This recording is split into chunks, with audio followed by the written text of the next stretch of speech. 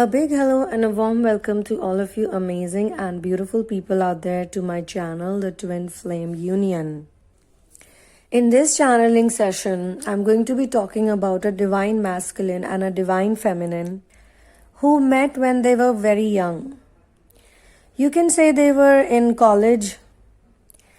And when I received this channeling, I asked this question, okay, if this is a specific scenario about a twin flame couple who met in college and then got separated and then reunited after a few years, then why should I channel this for everyone?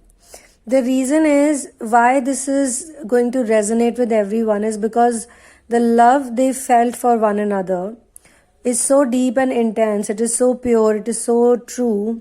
And the reason they got separated is like a big misunderstanding happened. A big situation happened actually.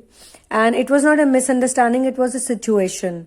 Which means that in that situation, it was such that the divine feminine herself decided to go away from the divine masculine, even though she knew that he really loved her.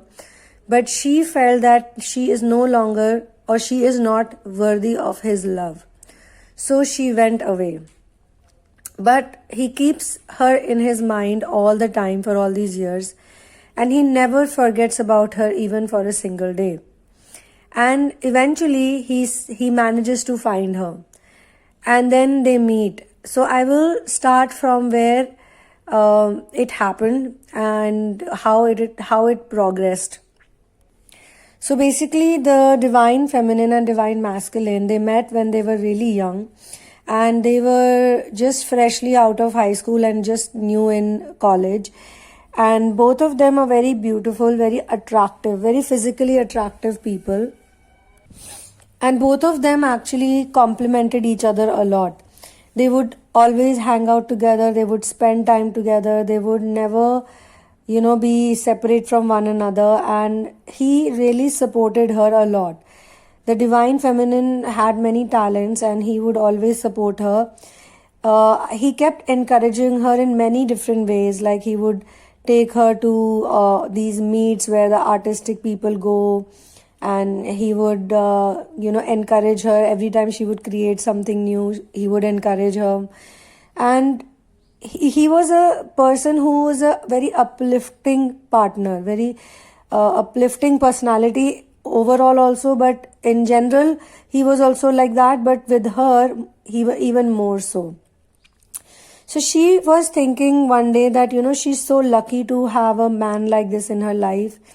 And when you're barely in college, life has just started. For some people, it's like education is going to a new shift now, and soon you would be doing jobs, and so there is a sort of a newness in life. And at this newness, she meets him, and then they date for almost 3 years till this is her last year of college. They date one another, and they are a couple that the whole college knows about. Everyone knows about them. Because the love was so pure that they shared, that everyone would look at them and be like, oh, that's like a genuine couple in love. And they would not even do so much PDA. It's just that both of them would be very, very real. When you're with someone, you're so comfortable in terms of talking, sharing, being yourself. Now, one of the things that the divine feminine felt in her heart, which was like a very deep feeling, and she felt that he loves her for the physical appearance. She has this one doubt in her mind for some reason, because she's very beautiful, and since childhood she has only been told that things like beauty is superficial, or most men lust for women's body or women's looks. So she had this very big sort of fear that if she finds a guy, if she falls in love, because you're falling in love with the person is also very important. You simply cannot fall in love with everyone and anyone. You fall in love with people's qualities, people's natures. Especially if you ask me, I like people who have a kind heart. So for me, having a kind heart being environmental friendly, loving nature, and having a purpose and mission. Those are the things that I would personally get drawn to. And everyone has different reasons. But more so, everyone wants a person who loves you for who you are, not for your external looks. And especially if someone is very good looking, then this is one of the qualities that they really want in a person, that someone should not love them for the beauty or for the looks. Even for guys, I have seen this. Very handsome, very good looking guys, they say that I'm not looking for an equally good looking partner or an equally good looking attractive woman. I'm looking for someone who can build my house or who can build my life with me and things like that. I know everybody does not think like that, because we live in a very materialistic world. So a lot of women, they use their body and they use their looks, especially the body, especially the looks, to attract people in their life, especially men, and even for businesses, they use the same policy. Those are unevolved, unawakened souls, or they're probably run by the evil entities. So in the ascension journey, it's very important to know that you love someone for the soul, for the connection. And this is the only worry of this divine feminine, that my guy probably loves me for my looks, because she's been getting compliments, ever since she's like 9 years old. Anyone who would come to the house would say, oh, your daughter is so beautiful. Oh, such a beautiful girl, such a beautiful child, such beautiful eyes. Look at her facial features. Somebody or the other will keep complimenting her for that. The parents would like it. She would also like it. But then she heard from somewhere, or she read from many places, that this is what men do. Men are after women's body, men are after this, after that, and that becomes a worry for her. Now what happens is that after some time she goes home for her holidays, and this is like the end of college, and you have given the exams, and now you're going for a long break. You'll just get the results, so you'll come back, get the results, hang out with your friends. So it's that type of holiday. So she has gone over there, and unfortunately, while cooking, so basically they had some function, some activity was happening, some event was happening, and they had all these people who were there as guests, and there was a big kitchen was organized, and she was just helping in the kitchen at that point in time, and they were frying something. And while they were frying something, it was a very misfortunate accident that something got dropped in the oil, hot oil, and a big splash of hot oil, it went straight on her face, on her one side of her face, and that burned her face. And now normally when women cook, many of these accidents happen. Sometimes you cut your finger, sometimes you get burned. If you get into the cooking world, or if you're a chef, I met some of my friends who were chefs, or they were cooks or commies. They would say that these cuts mark and these scars and all of these things are very normal. But this is not what she received. The wound she got was not like a regular random wound. It was a big, scar on her face. Though the doctors told her that the scar would become lighter and lighter and lighter with time, and with constant medication, but it was a very painful wound, and it looked very scary, So, in fact, I remember one of my friends, she had the same incident when she was a child. One of my friends, she had a same incident, and her scar was on her forehead. But so she used to cut a fringe, and she used to sort of hide the scar with the fringe. Now what this divine feminine got was not something that she could hide with her hair or with a fringe, because it was too visible. Now the same person who used to worry that the divine masculine, her guy, loves her probably for her looks, she started thinking that now I'm not worthy of him because now I'm too ugly. At one point, she was thinking that I'm very beautiful and he might be in love with my body. Now he is also shown to be a very handsome guy, very good looking. Like any girl would, turn around and look at him. Like that, or would probably compliment. It was a noticeable beauty. Both of them had this one element of beauty in good quantity. So whenever they used to hang out together, people would just be like, oh my god, what a good looking couple. They would always say that. So this became like a annoying thing for both of them after a point, but they never expressed it. Okay, now the divine masculine obviously did not have any doubts about the love she has for him or he has for her, and he is very sure that she is the one for me and I will spend the rest of my life with her. The union is happening now. They are in the stage of union, but this separation happened few years back. At that point in time, like I said, internet was not in fashion, not so much. People were not using the mobile phones so much. And now obviously the world has changed a lot. Everybody is on Facebook, everybody is on Instagram, people are creating their own profiles. At that time, this was not a normal thing.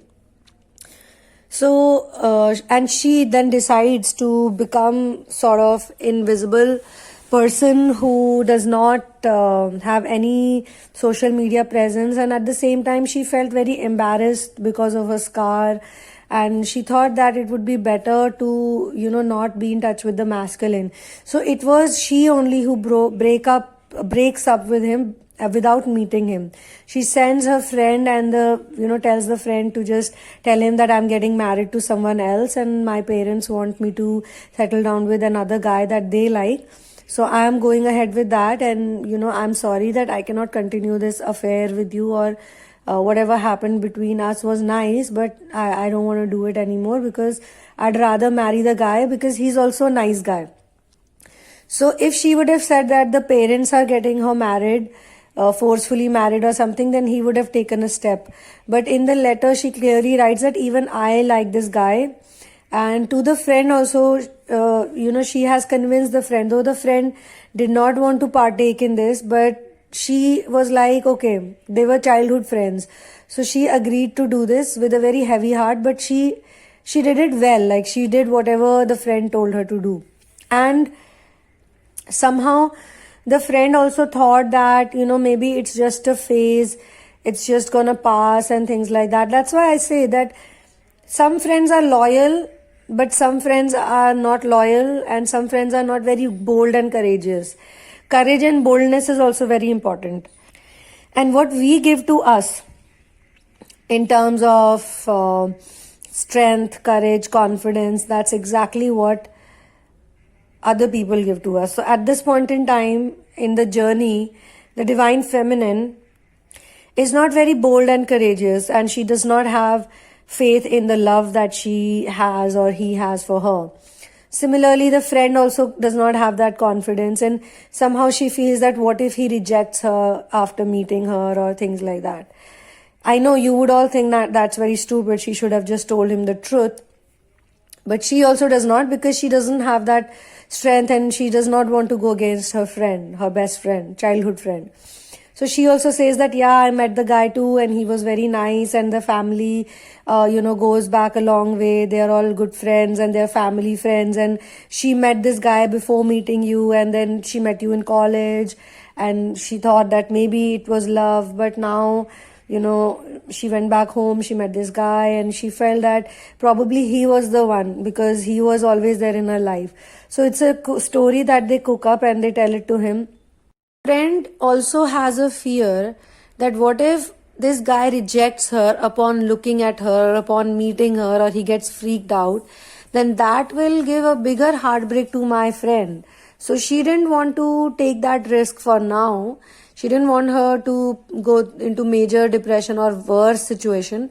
So she sort of played along in a good way also. I do see goodness also in the friend. She's not like that envious friend or someone who's not there for her. She is there for her, but she's not that courageous and bold to see the future or be the one who can fix the situation. At that point in time, she just did what she felt would be conducive to her friend more than the guy. Now, obviously, he gets a very big heartbreak because he feels very shattered that she could have at least said this to me in person. She could have at least met me and told me. We have shared so much love for one another. We always stood there for one another. We always spent so much time together. But it was probably just a college affair for her, just a time pass affair for her. Now that the college is over, she's going back to her life and she's doing her things. So I was just a time pass for her. That's what he thinks.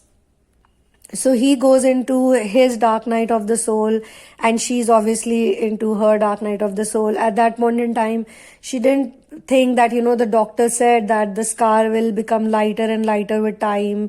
And she didn't think that maybe, she could at least let him know that this is what has happened to me. And she didn't think any of that. She simply thought that now I look ugly and I look hideous and he would reject me or he would not love me, because men normally love women for their looks. And that is one point. And then second thing, she thinks that now she's not also worthy of him. Because he's so good looking, he's also so attractive, he's young. Why should he be with me, a girl like me? Why should he live with a scar face, a woman who has such a huge scar on her face? Like, I don't think that would be a good thing and all that. As a personal account, this sort of also reminds me, and I resonate with people who have scars on their bodies due to some kind of accident or due to some kind of mishap that happened with them, and they are so scared of revealing it to someone they love that they start hiding it, or they start looking for reasons and options or something that they can avoid the intimacy, or they can avoid being close to those people, otherwise they will find it out. So they do this in most relationships. They only get close and comfortable to those people who they feel very, very surely that they are not going to judge them for the scars or for these things. But since the judgment is within their own self, they normally either meet people who are going to judge them, or they start assuming that they will judge them any which way. So their behavior is very much repressed, and their behavior is very much caged sort of a behavior, not a free behavior, not a open behavior, because they are just scars. Like everyone, no one is perfect, as I said. If I start talking about my imperfections, it would like go on the whole day. If I do that, if you do that, then anyone can write a book on their imperfections. But bodily features, any which way, should not be given importance on so much. Now, why this, in the beginning of this channeling, I had mentioned this, that the reason this channeling is being done is because though here in this case it's very evident, the physical scar is very evident, it's very visible, or it's visible in the mind of the feminine, but there are many people who have the similar type of scars, but they are not visible scars, they are invisible scars. They're scars they have in the personality, like they probably got molested as a child, so they feel very scarred. They feel that there's a scar on their body or on their existence, so they never open up with people because they're also very scared, physically very scared to open up to people. And this happens also when the sacral chakra is blocked. So when the sacral chakra is blocked, that creative energy, that sexual energy, or that comfortableness with your body, that will always, discomfort would be there, not comfort. You would never open up to people you are dating or you are close with, because, and they will also sense it. They will sense it in a different way. They will sense that this person is not opening up. This person is not fully out there, or not fully available, not fully trusting. Or they will attract people who they will share about their sorrows with, or their fear with, or their scars with, but those people will manipulate them and use them instead, and this will close them even more in relationships. So this is one thing that is coming out in the channeling, and that's why I've been told that most people will resonate with this, because even though they may not have the same exact situation going on, but they will have similar energy. So because of something, the masculine or the feminine steps back.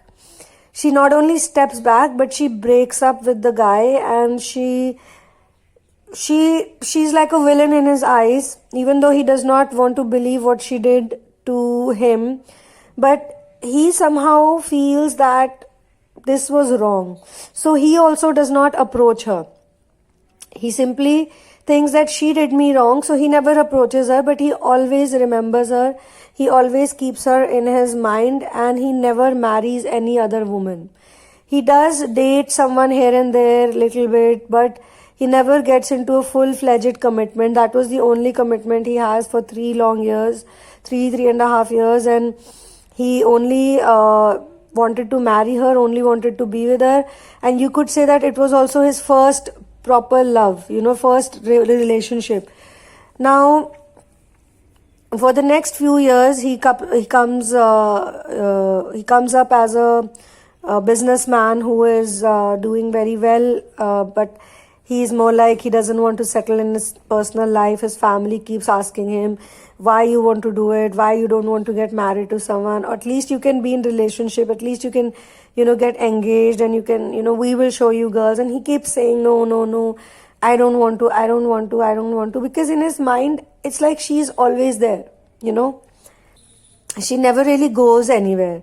Now, because few years have gone by and he's still in touch with some of the people from the college, he finds it very weird and very strange that this is the only girl who's not available on any social media. He looks up for her on Facebook, he looks up for her on Instagram, everywhere, but he never finds her. It's so strange. Like, everyone is on social media these days. I'm there on social media and she's not there, he thinks like that. And out of the blue, like, she also kind of looks for him one day from someone else's account. She sees his picture and she sees that he's doing well, but he's not dating anyone or he's not with any girl. And she also sees a few pictures with other girls, but it looks like they're all friends and nothing serious, nothing is going on. So she feels kind of bad about it, and by now that she's been going through some sort of surgeries, some sort of plastic surgeries, cosmetic surgeries, so her scar has actually become a bit lighter now. But all these years of pain and all these years of self-rejection, self-dejection, also constantly saying negative things to yourself, so she would look at the mirror and that scar would keep reminding her of him, and that's why she would feel like, what did I do? Did I make a mistake? I should have at least told him. So with time, she also starts kind of realizing her mistake, that she should not have done this, or at least not in this way, the way she did it. So this is where this part ends, and I will continue this in part 2 now. One love and peace out. See you soon.